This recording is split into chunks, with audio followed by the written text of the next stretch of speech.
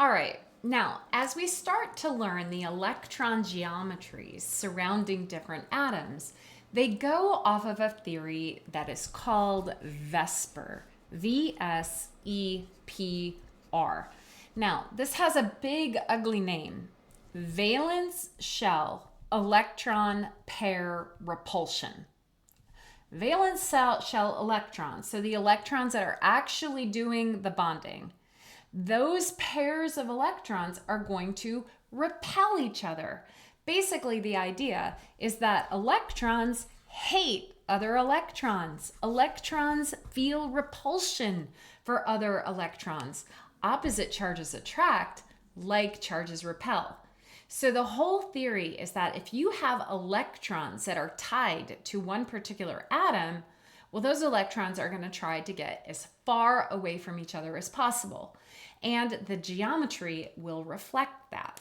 So for example, we're going to go through the geometries where we have 2 electron domains, 3 electron domains, 4, 5, and 6 electron domains, and look at the geometry that occurs when those electrons around a particular atom try to get as far away from each other as possible. Let's start off with 2 electron domains. So if you have 2 electrons domains, here's my center atom. It's usually defined by the center. The center atom has one area of electrons around it. It has another area of electrons around it.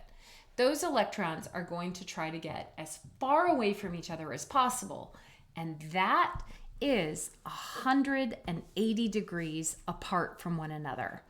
So this structure, this geometry, gives us a molecule where you have 1, 2, 3 things all in a row. 3 things in a line from each other has a name. It's called a linear geometry. Some examples of linear geometry might be something like this. If you had beryllium attached to 2 hydrogens, those hydrogens are going to try to get as far away from each other as possible because the electrons in this bond want to get away from the electrons in this bond. We would have a linear molecule. Carbon dioxide is another example of a linear molecule. The electrons in this electron domain, the 4 in the double bond, want to be as far away from each other as possible as the electrons in this domain, the other double bond. That gives us 180 degrees apart. Hydrogen cyanide, HC triple bond N, is also a linear molecule. The electrons in this single bond want to be as far away from each other as from the electrons in this triple bond domain. That is 180 degrees. So if you see 2 electron domains around a particular atom, that is going to be a linear geometry with an angle of 180 degrees. Let's go through 3 domains. If you have 3 electron domains, the way they get as far away from each other as possible is basically in a Mercedes sign. So a ring that is split 3 ways. Now, 360 degrees that's split 3 ways gives us bond angles that are all equal to 120 degrees. This structure has a name, and unfortunately, they make it way more complicated than it is. The real structure is a flat triangle. This is a triangle that's flat. Well, we're going to use fancy words for it. Instead of saying flat, they use the word planar. Okay. Instead of using triangle, they use the word trigonal. So flat triangle becomes a trigonal planar structure. Let me give you some examples of trigonal planar molecules. Let's say I had boron trihydride. 3 electron domains around my center boron gives me angles of 120 and a trigonal planar geometry. Another example would be formaldehyde. Formaldehyde has 3 domains also around your central carbon. a single bond, a double bond, 3 domains. They would arrange themselves in 120 degrees from one another, and that is a trigonal planar geometry as well. So 3 electron domains, trigonal planar, 120 degrees. Now, 4 electron domains. 4 electron domains arranges itself in a geometry that looks like the following.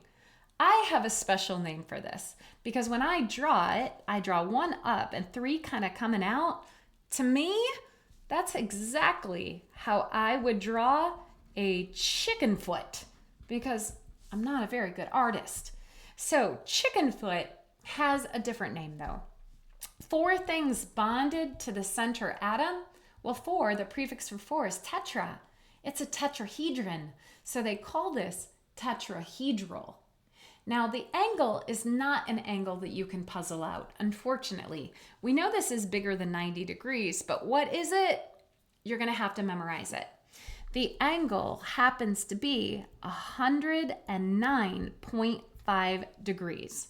109.5 for every single one of those angles. So what are examples of tetrahedral structures? Well, methane with 4 bonds or 4 electron domains goes into a tetrahedron arrangement. Another example would be ammonia.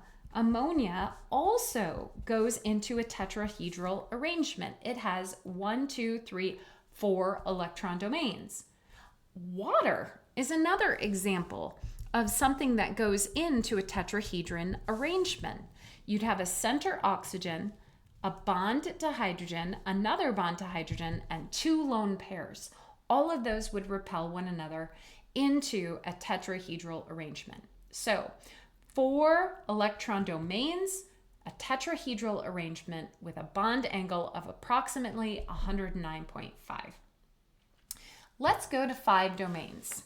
For 5 electron domains, the way that they can get as far away from each other as possible is by getting into this arrangement where you have 1 up, 1 domain up, 1 domain down, and 3 in this ring around the middle.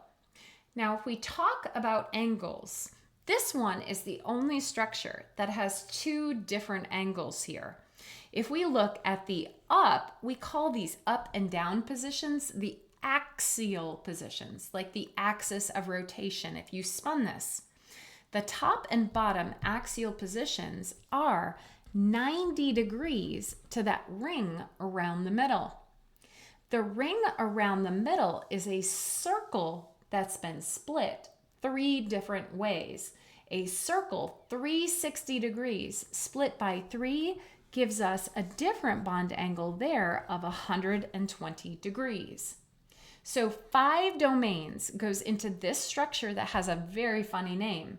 It's called trigonal bipyramidal or trigonal bipyramidal. Tomato, tomato, pyramidal, pyramidal, or bipyramidal, bipyramidal. Either one. Now, why do they call it this? Let me sketch this out for you. If you have 1 up, 1 down, and 3 in a ring around the middle, what you end up making is a pyramid on the top. A pyramid with a triangle, 1, 2, 3 point base. That is trigonal. And you have a pyramid on the bottom with a 3 point base. Bipyramidal for 2 pyramids. 2 pyramids bipyramidal with a triangle base trigonal. So 5 domains, trigonal bipyramidal, 2 angles, 90 to the ring, a ring split 3 ways is 120. And our last one. What if you have 6 electron domains? So first of all, 6 electron domains has a name that doesn't necessarily match at first glance. If we think 6, we think hexa, but this is called octahedral. And to us, octahedral is supposed to be 8. So why did they call it an octahedral? Let me sketch it out. 1 up, 1 down, 4 in a ring around the middle makes a 4-sided pyramid on the top. We have front, back, 2 sides, 4 sides on the top, 4 sides on the bottom. We have an 8-sided geometric feature, which is octahedral.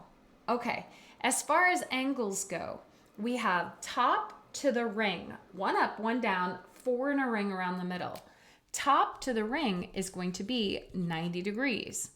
And then a ring that's been split 4 ways is also 90 degrees. So everything there is 90 degrees. So those are your 5 different electron domain geometries. If you have 2, it's linear. 3 is a Mercedes sign, trigonal planar. 4 is a chicken foot, tetrahedral. 5, trigonal bipyramidal. And 6, octahedral. Join me in the videos below and we'll go ahead and try some examples. Hope that helps. Take care.